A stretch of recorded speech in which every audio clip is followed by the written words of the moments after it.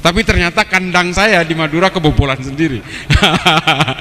Jadi salah satu pesantren kakek saya itu Abah Kiai Nawawi itu ternyata sekarang menjadi motor gerakan salafisme wahabisme di Madura, dan ini bahaya. Saya sedikit bercerita, kemarin saya sowan ke salah satu cicit dari Mbah Syekhuna Khalil, namanya Mbah Yai Zubair Muntasor di Bangkalan, baru minggu ini juga. Beliau berkata, "Nak, kalau wahabisme ini datang ke Madura, maka Madura itu pasti akan tenggelam." Dan Ahmad Rifai ini diangkat oleh Allah derajatnya tinggi. Kenapa? Karena sifat tawadhu. Ini kiai, Pak, si Ahmad Rifai itu pernah ziarah makamnya Rasulullah, diberikan kemuliaan oleh Allah untuk apa? Bisa salaman dengan Rasulullah.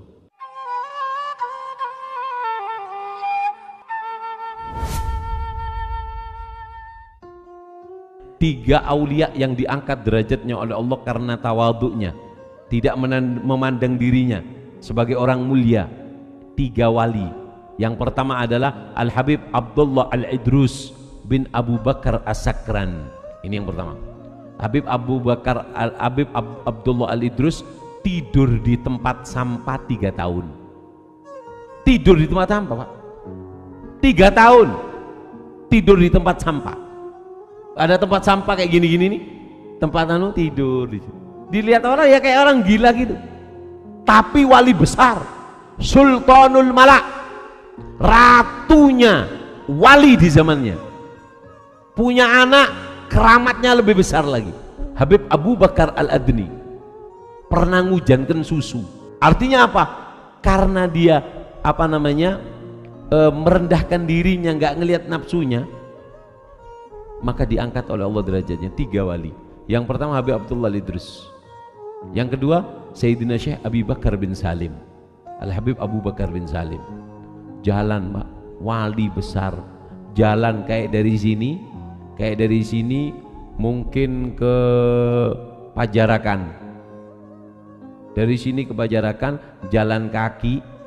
Di Tarim itu kalau panas-panas, kalau dingin-dingin, apalagi malam, itu datang ke kota Tarim, ngisi jedingnya yang ada di kota Tarim. Mungkin orang pesing kurang nyiramnya, disikat jedingnya, diisi airnya supaya orang sholat subuh enak, airnya sudah siap, nggak usah nimba lagi, ditimbahkan oleh Sayyidina Syekh Abu Bakar bin Salim. Yang ketiga Syekh Ahmad Ar-Rifai, yaitu Syekh Ahmad Rifai ini diangkat oleh Allah derajatnya tinggi. Kenapa? Karena sifat tawadhu.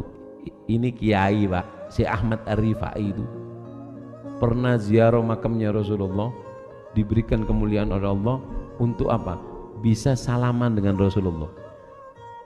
Fi halatil bu'di ruhi kuntu ursiluha. Ya Rasulullah, waktu aku jauh darimu, aku kirimkan rohku untuk kirimkan rohku untuk berbentuk solawat. Aku kirimkan untayan solawatku untuk dekat denganmu, sampai kepadamu. Rohku aku kirimkan lewat untayan solawat untuk sampai kepadamu. Wahadihi daulatil ashbagat hadarat. Sekarang jasadku ada di hadapan ya Rasulullah. Famdud yaminuk, keluarkan tanganmu ya Rasulullah. Apa? Likai ahdo biha syafate, supaya lisanku ini bisa mulia dengan mencium daripada tanganmu. Keluar tangannya Rasulullah dari astana Gusti Kanjeng Nabi, keluar cium, disaksikan banyak orang. Ya apa kalau zaman, Pak, sampean mimpi wali aja sudah kayak wali besar. Sampean mimpi ngabes mimpi Rasulullah, sudah kayak Allah. Mimpi itu nggak usah terlalu gembira. Di Yaman itu mimpi itu diberikan, kata orang Yaman, mimpi itu punyanya anak kecil. Mimpi Nabi, mimpi ini itu punyanya anak kecil. Kenapa? Tasur wala tagur. Boleh kamu seneng, tapi jangan tertipu. Kadang gara-gara mimpi pas tak bojong, cukup jadi kakeknya cukup. Itu mimpi itu kayak permen dikasihkan ke anak kecil-kecil. Untuk apa? Supaya dia ini tetap semangat. Nah, orang ahli ibadah terkadang diberikan mimpi-mimpi indah oleh Allah, tujuannya supaya nggak males. itu kelasnya anak kecil. Ini ya kodo.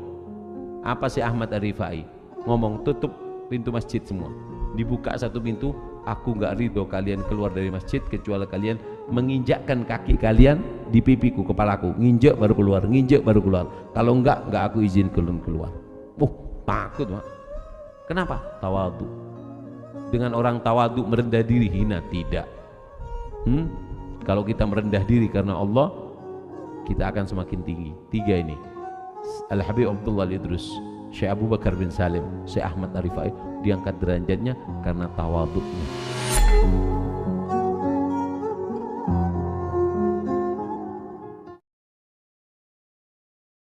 Menyikapi berbagai permasalahan bangsa hari ini, mengapa saya kemana-mana, saya sempat punya lelucon juga, kemana-mana saya selalu berusaha untuk melawan gerakan salafisme wahabisme, tapi ternyata kandang saya di Madura kebobolan sendiri.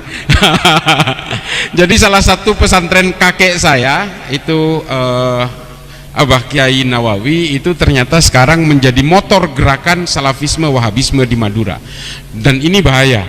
Saya sedikit bercerita, kemarin saya sowan ke salah satu cicit dari Mbah Syekhuna Khalil, namanya Mbah Yai Zubair Muntasor di Bangkalan, baru minggu ini juga. Beliau berkata, "Nak, kalau wahabisme ini datang ke Madura, maka Madura itu pasti akan tenggelam dan akan menjadi biang rusuh."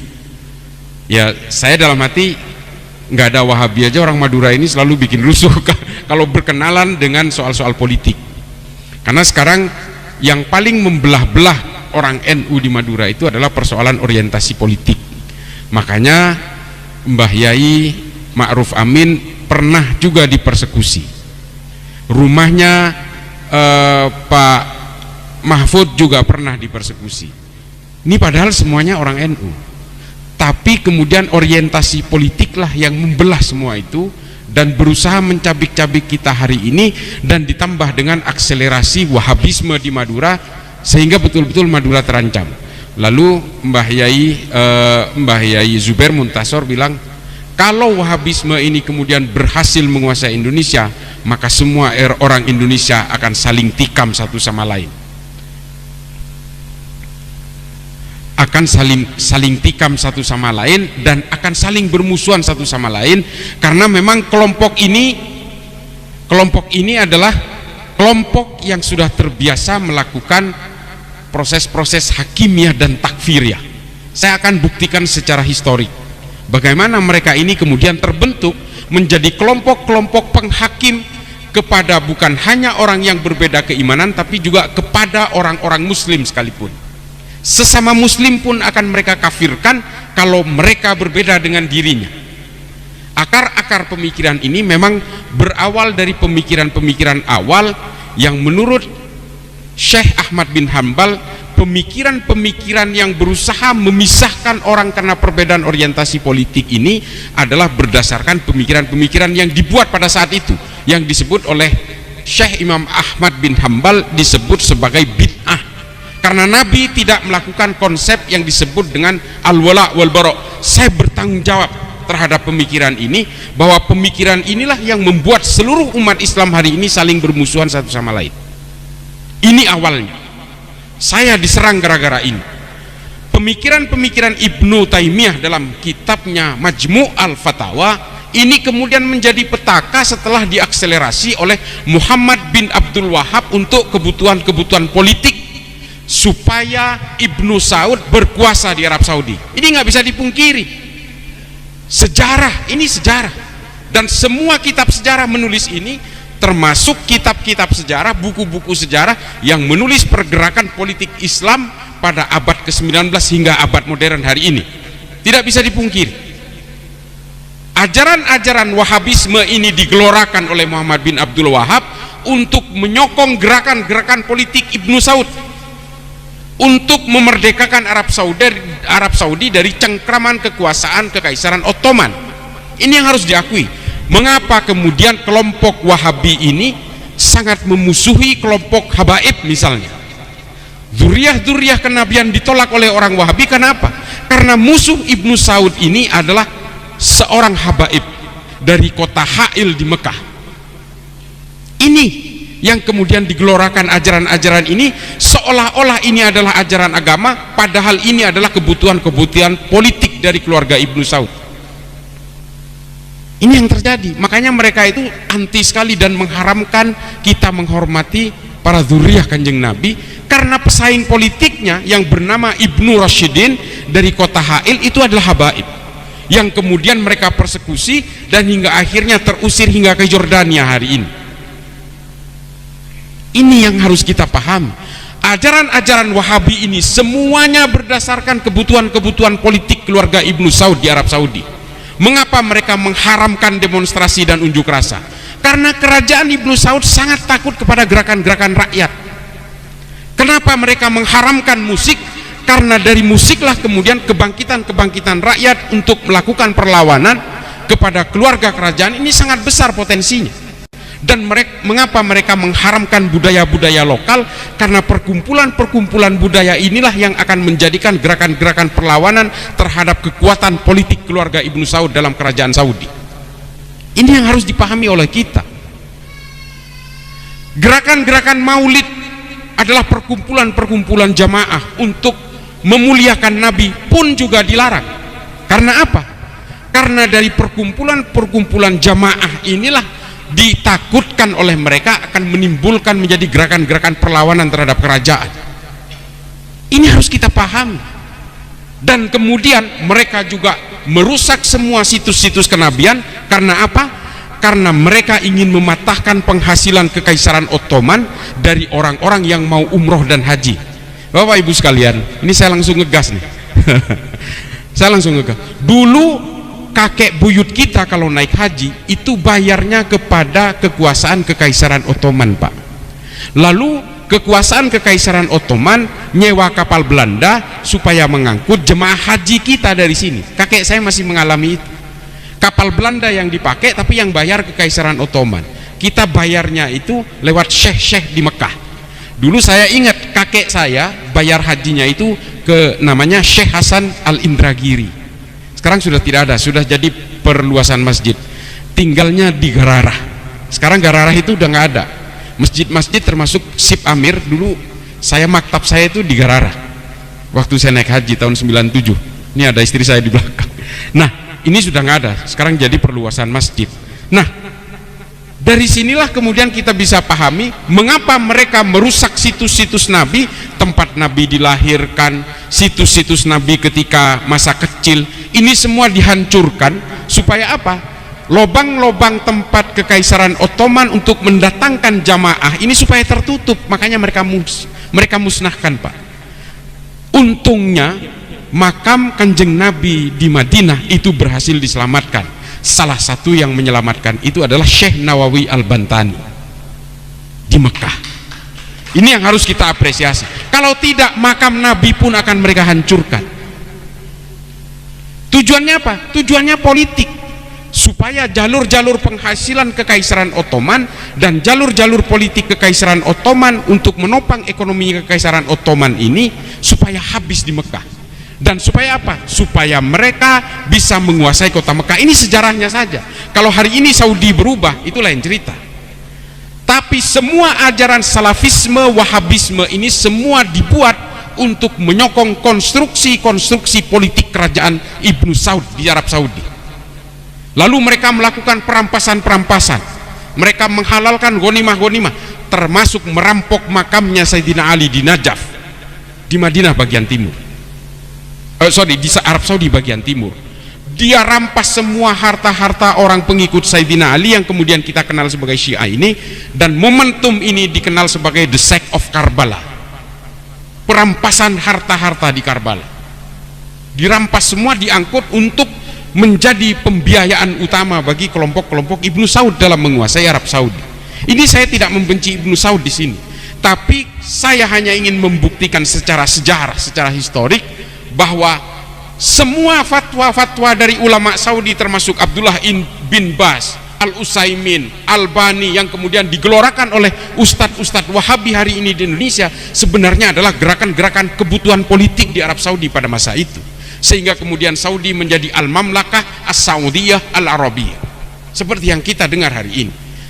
Dan mengapa mereka kemudian mengharamkan khilafah? Karena khilafah ini menjadi ancaman bagi kerajaan Saudi, Pak.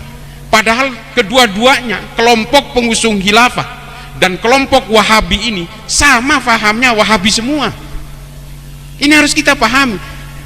Yang namanya yang namanya Ikhwanul Muslimin yang tumbuh di Mesir lewat Hasan al-Banna, ini amaliyah dan ubudiyahnya sama. Mereka adalah orang-orang Wahabi juga, tapi tujuannya berbeda. Yang satu ingin menegakkan al-mamlakah, kerajaan, yang satu Ikhwanul Muslimin ingin menegakkan khilafah. Sama semuanya. Hizbut Tahrir sama. Ini orang-orang Wahabi juga. Yang membedakan mereka, yang membedakan identifikasi perbedaan di antara mereka adalah tujuan politiknya. Kelompok Wahabi hanya ingin memapankan kekuasaan kerajaan Arab Saudi hari ini, sementara khilafah ingin menguasai Indonesia dan menjadikan khilafah sebagai sistem politik utama. Arus utama politiknya yang berbeda, ajarannya sama. Ini yang harus kita pahami. Lalu mengapa kalau memang kerajaan ini sebenarnya hanya ingin memperkuat kekuasaan politik Saudi, ideologinya harus kemudian dialirkan ke negara-negara Islam seperti Indonesia? Karena Saudi bagaimanapun, kerajaan Saudi bagaimanapun, kekuasaan politik kerajaan Saudi bagaimanapun, hidupnya dari negara-negara Islam, Pak.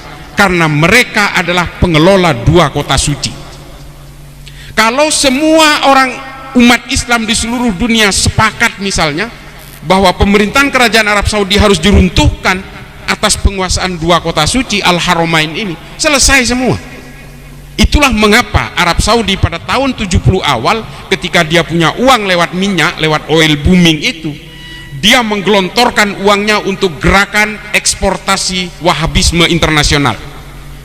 Saya tantang orang Wahabi untuk membantah saya di sini. Lalu semua uang itu mengalir bersama gerakan Wahabisme ke seluruh dunia. Tapi kemudian ujungnya bercabang dua.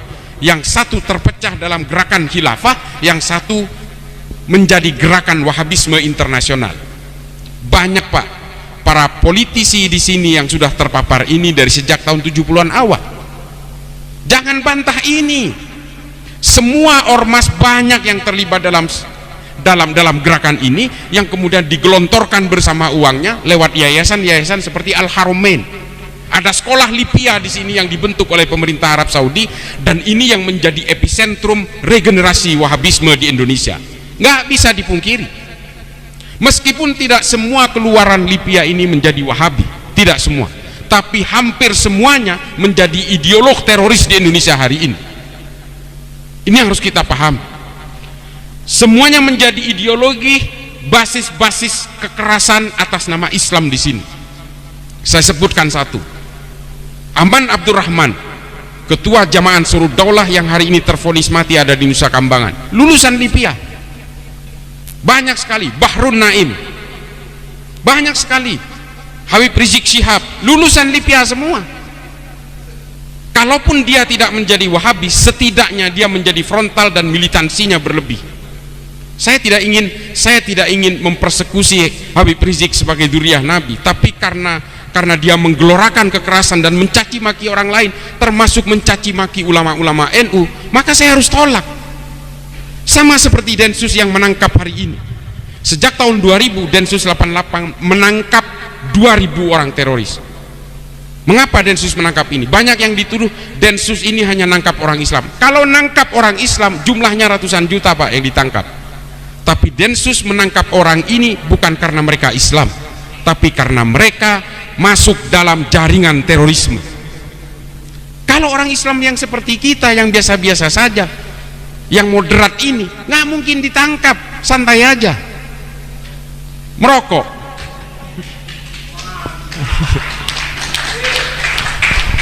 merokok dan tidak gelisah oleh orang lain, tidak mengkafirkan orang lain. Live and subscribe. Tapi ini kemudian yang digelorakan oleh mereka, dan hingga akhirnya apa? Kita semua terjebak dalam hakimiyah takfiriyah. Harus kita pahami, Pak, kalau ingin merobohkan Indonesia, maka harus merobohkan NU. Orang-orang NU hari ini oleh kelompok Wahabi Salafi ini semuanya menggunakan teknik makan bubur, Pak.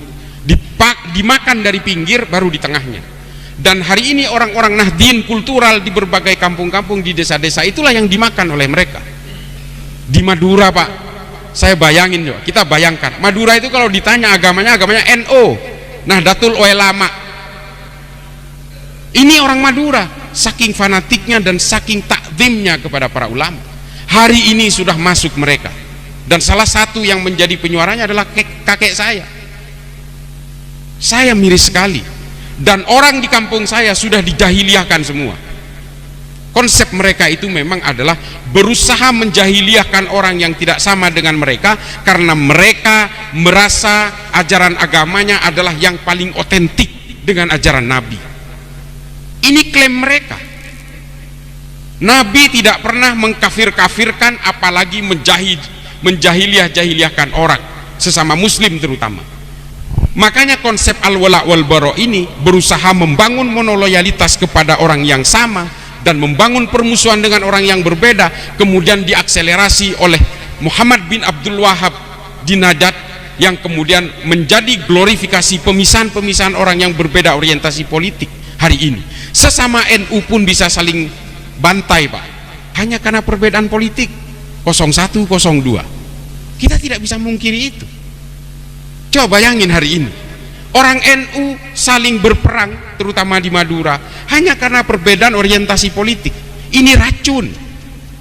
Mereka sama-sama tahlilan, mereka sama-sama maulidan, mereka juga sama-sama melakukan haul, tapi ketika dihadapkan kepada perbedaan orientasi politik, mereka bisa saling bunuh satu sama lain. Dan kita semua sudah masuk dalam jebakan konsep-konsep al-wala wal bara itu. Ini bahaya sekali. Ini bukan ajaran NU yang begini. Kalau Nabi melakukan teknik-teknik metodologi al-wala wal bara, Pak, makanya oleh Imam Ahmad Ibnu Hambal itu dikatakan ini bid'ah, karena Nabi ketika hijrah ke Madinah langsung membuat piagam Madinah. Karena Nabi ingin mengakui harkat dan martabat semua manusia tanpa melihat latar belakang. Ketika Nabi belum masuk ke Madinah, suku Aus dan Khazraj udah saling bantai satu sama lain. Dua suku, Pak, sama-sama dari Yaman, di Yasrib. Orang Yahudi dan orang Kristen saling bunuh sebelum Nabi masuk. Lalu Nabi masuk hijrah ke Madinah, membuat satu kesepakatan bersama 49 pasal yang mengatur kesamaan hak dan kewajiban di Madinah. Kalau Nabi menggunakan metodologi al-wala wal bara, Nabi tidak akan menggunakan piagam Madinah ini sebagai alat pemersatu bangsa. Ini yang harus kita pahami. Nabi tidak mungkin merumuskan piagam Madinah supaya orang Madinah tidak berperang satu sama lain. Lalu kemudian ditunjuk suku Aus dan Khazraj ini yang sebelumnya dipimpin oleh Sa'ad ibnu Mu'ad, kemudian setelah Sa'ad ibnu Mu'ad meninggal, ditunjuklah Sa'ad bin Ubadah sebagai pemimpin dari penyatuan antara suku Aus dan Khazraj, yang kemudian menjadi pemimpin kaum Ansor di Madinah. Ini yang harus, sejarah-sejarah seperti ini yang mungkin mudah-mudahan sih udah para kiai, para santri sudah baca ini. Di Tarikh At-Tabari, Al-Umam wal Muluk jelas semua runutannya, bahwa Nabi itu bukan penganut al-wala wal bara. Nabi tidak pernah mau membangun permusuhan dengan orang-orang yang berbeda, termasuk kepada orang sesama muslim sekalipun, apalagi kecuali diserang oleh orang-orang kafir Quraisy baru Nabi berperang. Dan karena Nabi dalam perang-perangnya ini tidak menganggap bahwa ini perang agama, ini adalah perang membela tanah air, makanya Nabi mengajak orang-orang dari Kristen, dari Yahudi untuk ikut berperang bersama Nabi. Saya sering cerita soal ini, bahwa salah satu korban perang Uhud itu adalah orang Yahudi, kiainya Yahudi yang bernama Mukhairik. Sampai para sahabat tuh bingung, ini Mukhairik ya Rasulullah, ini Mukhairik ini mau dimakamkan seperti apa, sementara dia ini seorang syuhada, tapi dia ini bukan Islam. Coba mau dimakamkan dengan cara apa coba? Dia melindungi Nabi dari panah-panah beracun, lalu semua anak panah itu menancap di badannya sehingga Nabi selamat. Ini kan, waduh, ini syuhada kelas berat ini. Bener kalau di Indonesia udah jadi sunan ini, tapi Yahudi. Sehingga akhirnya apa? Nabi menjawab, dikatakan oleh Nabi, serahkan Mukhairik ini kepada keluarganya, biarlah keluarganya memakamkan sesuai dengan keyakinannya. Urusan sorga dan neraka biarlah Allah yang menentukan. Ini juga menjadi premis saya yang dikatakan oleh Felix Xiao yang mengatakan bahwa membela tanah air tidak ada dalilnya dalam agama. Ini dalilnya. Kalau Nabi itu menganggap semua perang, termasuk perang Taif, perang Khaybar dan sebagainya, ini adalah perang agama, Nabi tidak akan mewajibkan kepada orang Yahudi dan orang